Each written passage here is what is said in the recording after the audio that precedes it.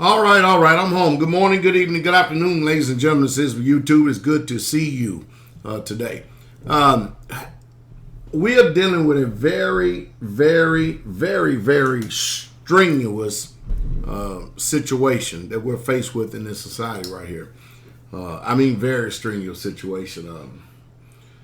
Again, I'm going to try to answer to bring clarity and rule and understanding, but I need for you to listen to me. All right, I'm going to go ahead and respond to this because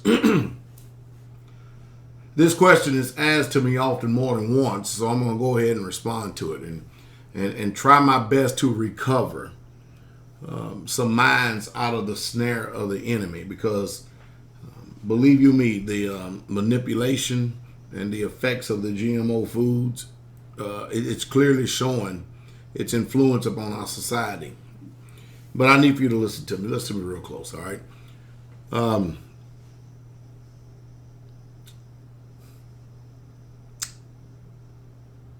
Why is the Bible named after King James? What authority did this man have?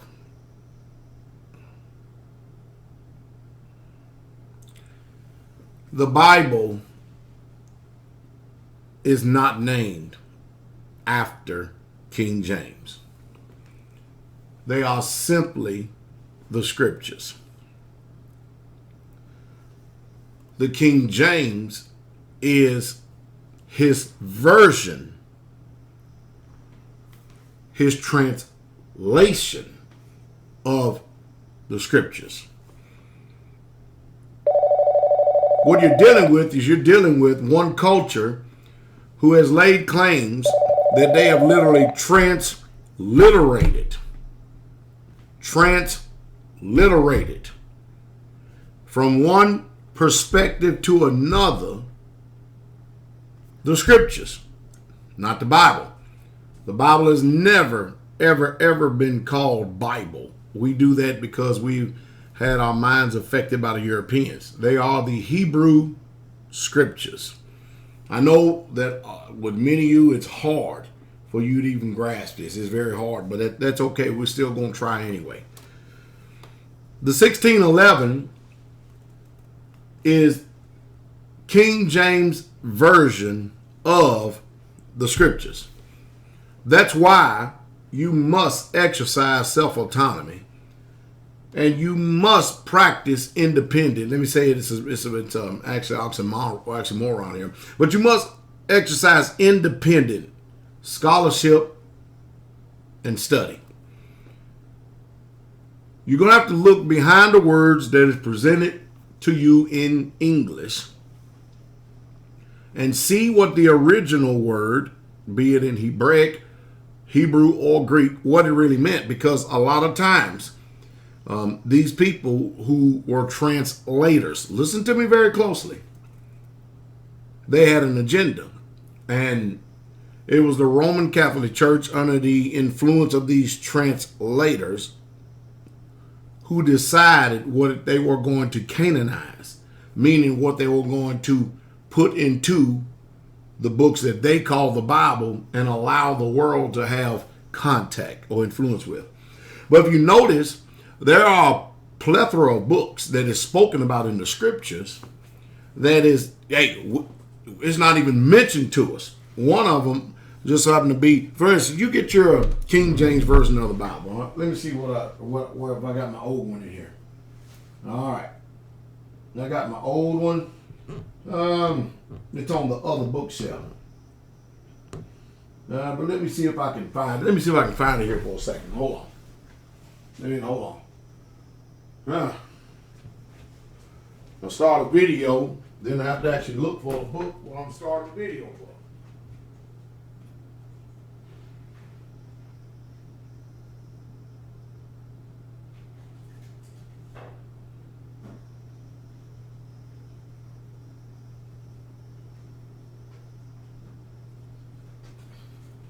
All right, we're back. Okay, now check this out. We have the Holy Bible 1611 edition, King James Version. Okay? And this is what you would call a copy, a photocopy. And it's written in Old English. And I would also submit to us, our minds today, that the people back then in ancient English speaking, they would have a very difficult time understanding us today. Those of us who speak English, simply because the languages have evolved. They wouldn't be able to understand us, and we would have a very difficult time to understanding them as well. But what I'm going to show you something here that many of you people don't know is, for instance, you go look in this Bible right here, right? All right. The 1611 King James Version of the Bible, out of which, all the rest of the scriptures that we have today is supposed to be translated from, but more so of a modern understanding and perspective. Now, here's a regular Bible right here. This is a keyword study Bible, King James Version, and it has the Strong's Concordance in the back of it. All right. But you know what's amazing about this particular Bible right here that we have, is that allegedly is supposed to be translated from this Bible, this book right here, the 1611. What's amazing is that, you had these scholars allegedly, and I don't believe, or these translators, and everybody's trying to tell us that this word is the inspired word of Yah. And I don't believe that one bit whatsoever at all. As a matter of fact, I believe that the prophets who received the revelation from the Father, they were the ones that were inspired. I don't believe that the translators had a lick of inspiration on them whatsoever at all. As a matter of fact, I think they had an agenda. And as you begin to study, you start to see that agenda unfold even more. So let me give you an understanding here for a second. You see, now, do I believe that this is a good translation in the English? Yes, I think it's a very good translation in the English of what the Hebrew says as best as you can do, because English is a Babylonian language anyway. I hope I'm making very good sense. But what's amazing is that these modern Bibles right here, and this is a King James, KJV, says it's translated from this one right here. But then all of a sudden, somebody who said they believed in the translators, who gave us this book, were they inspired or did they have an agenda? Because in this book right here, there's this book called the Apocrypha. And yet, those books of Apocrypha is not in the modern King James Version of the Bible. So what we have to do is ask ourselves is why so many books are missing if we allegedly supposed to have this translation sitting in front of us. You need to go ask your Christian pastor. You need to go ask all these people who say that they love the Lord. You need to go ask all of them and ask them why is that and how is it? Because they're not going to, they ain't got an answer. I'm going to tell you the answer. Because this book right here called the Apocrypha bridges the gap from Malachi to Matthew. It gives you the history of the Greco-Roman Empire and its wicked influence upon the Hebrew people and what they did to those Hebrew people, to the point where you get over here in Matthew, all of a sudden Rome is entrenched and Rome is ruling Jerusalem. You see, we end with a different empire over here. Malachi is ruling. But all of a sudden, we got this great big gap that's nowhere to be found. And it's missing, greatly missing. And all of a sudden, we leave from one empire, and then we jump over here to the time of Jesus, and the Romans are ruling, and we don't know how they got there. Well, you would know how they got there if you read this book, which is included, these books, which is included in the original, see the Apocrypha? 1611 King James Version of the Bible. So what you need to do is, rather than taking me on the chin and being very obstinate and vindictive against me and angry with me because I'm telling you the truth, you need to go ask your Christian leaders and preachers and pastors, your missionary Baptist churches, your Pentecostal churches, and see what kind of cock and bull-eyed story they tell you for the reason why somebody after 1611 chose to not put the Apocrypha in this book. And not only that, this book talks about the book of Enoch. It talks about the book of Gad.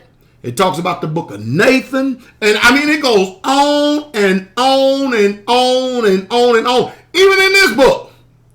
And yet and still, they're nowhere to be found. It talks about the book of Jubilees. Where are these books? And by who? And now, see, look, here it is. Listen again. The people who received the unction and the inspiration from the Ruach or the Holy Spirit. Spirit is holy. They were inspired by the Father 100%. Somebody along the line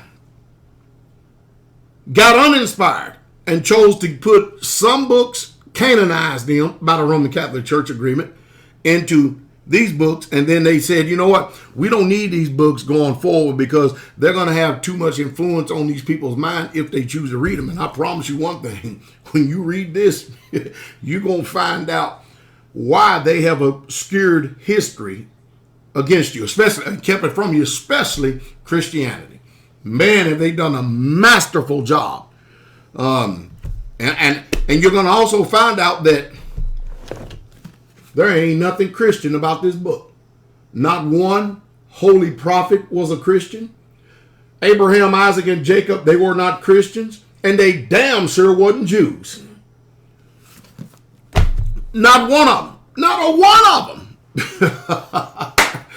And there were no Christians in Jesus' day, nor in Paul's day. But yet and still we get a translation that tells us, if any man suffer as a Christian, okay, suffer what? That is another philosophy, another religion. Who the prophets, Abraham, Moses, David, Solomon, you go on and on and on. Ezekiel, Jeremiah, Haggai, Malachi, Zechariah. I can go on and on and on, naming prophets all day long. Isaiah. We could keep going and going. Amos. Hosea. I mean, all these prophets, they never ever heard of some type of religion or an influence called Christianity. That's something new that has been given to you by the Greco-Roman Empire that is now, what in one time in history is called the Byzantine Empire, which ended up being the another offshoot of the Roman Empire, which was having to be the northern pale English-speaking people who actually dominate and rule the world today. And the Holy See, they say, or the Roman Catholic Church is the one who has given us these philosophies and these perspectives. And then somewhere along about 14th, 15th, 16th, 17th century, England decided to defect because King Henry wanted to marry Anne Boleyn and stuff, and he couldn't see how he was going to do it. And so he couldn't trust in nobody, so he called the scholar Martin Luther and asked him what he thought about the matter. And all you people out there who love to tout Martin Luther and quote Martin Luther, it's amazing how you never quote this part. Martin Luther said, if you want to keep intact with what the scriptures say, why not just marry both of them? You already married over here to Catherine, marry Anne Boleyn. And just like a lot of people did not like that answer then, but they do not put any distance between them and Martin Luther now, do they? They don't like the answer today. And that is what Martin Luther said himself. You know, the one who went and nailed his theses to the door. But, hey, your churches on purpose withhold information from you to keep your mind going a certain way.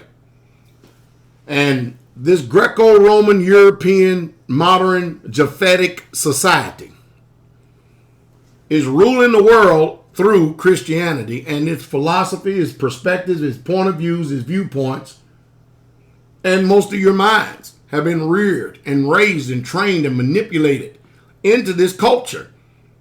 And so when you read the Bible, you read it from a Greco-Roman, European, Japhetic society perspective and viewpoint. They're training. You come from a Platonic Manichaean model. That's how you actually think. And you think in the abstract. And you never view things after the concrete perspective or point of view. And so I, as a pastor of the Most High, y'all, Jeremiah 3:15, and I will give you pastors according to my heart, which shall feed you with knowledge and understanding. You people don't want to hear this truth. Because Galatians 4:16 says, have I become your enemy because I tell you the truth? And yes, I have literally have became people's enemy simply because I choose to tell them the truth. And most of you people are not familiar with the Messiah, who is salvation. Yahweh's salvation. You're not familiar with the one that said, we got goodwill, Noel, and peace towards good men during this dead Roman season of the month where all the Gentiles are coming alive, where they're going to be, they've already done finished with Halloween. They're celebrating their holiday. Then they're going to celebrate the massacre of 700 Indians called Thanksgiving Day. And the Indians call it the National Day of Mourning. Then next they're going to talk about old damn Saint Nick and a deer that flies with a red nose. And some fat guy, whether you naughty or nice, makes no difference. He's going to give 7 billion presents to 7 billion children on the face of this planet Earth. Makes no difference. Or 6 billion. I don't know the numbers, but there's no way he can make a round of this whole entire atmosphere, this whole entire earth like it, but yet and still we choose to force feed our children these fairy tales. And you're going to get mad at me. You're going to get mad at me. And of course, hey, these Gentiles are ready. They're getting geared up. But you can't find everything I just got finished mentioning. You can't find it in this book. Now, you can find it in another culture, which this book warns you of. You see, Halloween is pagan. It's satanic. Heathenistic. Thanksgiving, pagan. It's just a holiday they made up celebrating the massacre. Europeans have, I don't know what, but they have a fetish of doing stuff like that. Christmas, pagan, satanic. Go read Jeremiah the 10th chapter.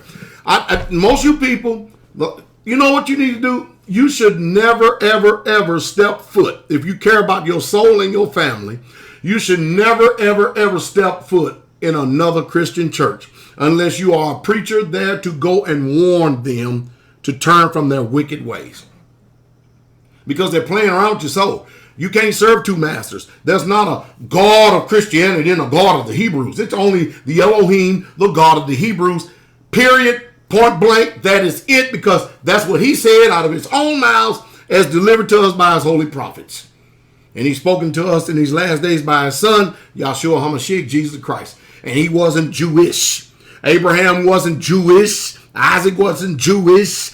Jacob wasn't Jewish. Moses wasn't Jewish. Yah's people wasn't Jewish. And because they give you all these philosophies and they cram it down your throat through many, many years and stuff. And you just bite off like when you go to college. You sit there to get taught what they want to teach you. They don't care about your input. They don't care about your influence. If you're going to graduate, you're going to pass the test according to what they tell you. And so if many of you ever really truly met the true Messiah, then you would understand Matthew 10 when that Messiah, Jesus, says, my king. Think not that I come to send peace on earth. What are they trying to cram down your throat and tell you what's going on? They trying to tell what? Peace, peace, peace. Oh, we're talking about peace. But when they say peace and safety, the book says sudden destruction is coming. But Jesus said, don't you think that I come to send peace on earth? I didn't come to send peace. I come to send a sword. For I come to set at variance a father against his son. He come to divide your house. You ever heard of that Messiah before? You ever heard of him? I don't think many of you ever heard of him. No, you hadn't. And you today, if you ever met the real, true Jesus Christ, you will call him a cult leader, a fanatic. And you Christians today that burn your damn crosses in people's yards and stuff and hide up under white veils and stuff. Some of you to do that. You country people, like if you seen Jesus today, you would nail him to the same tree. You will build another cross again and nail him. And not only would you nail him, but you would burn him if you really, truly knew the Hebrew Messiah of this book right here, because the Europeans have painted images in order to deceive your mind. It's all written in here. to show you how they have deceived you people. And they have given you another Jesus. They had this fact. Let me clean it up here a little bit. Be so asleep. They had this guy who had an alternate sexual preference named Cesare Borgia. And the Bible says he's a sodomite. And sodomites have a particular place they gonna go. You know what's amazing to me? We have people in this society that would fight and defend the so-called personal rights of the sodomites today. But then when someone comes and talks to you about a patriarchal rule or biblical lifestyle, the way that the Bible says, you'll fight against the Most High Yah's way, tooth and nail. You ain't going to his kingdom. You ain't, and it's not for you. But anyway, again, you Christians during this season, you need to start questioning why come these books are not in there, and why do you truly believe this religion of Christianity that was handed down to you by the Roman Catholic Church? That is the question of the hour. So, why is the Bible named after King James? What authority did this man have? None. He didn't have none, except his authority over England, which was a Gentile, Japhetic culture. And that's not this culture at all. It's not. But hey, I told you, 400 years of hiding history, scholarship, and truth from you, geography, change the maps, paint the pictures, paint the images, change them. You don't know where you coming or going. Hey, but I tell you what, Yah's spirit is moving in his earth, and he's gathering his people. You deserve the truth, and the truth straight way. Y'all be encouraged. I hope you start listening so you really truly can learn. I've been talking on the spirit of fear this past Sabbath. I'm going to do it again some more this Sabbath. You may want to tune in. StraightwayTruth.com.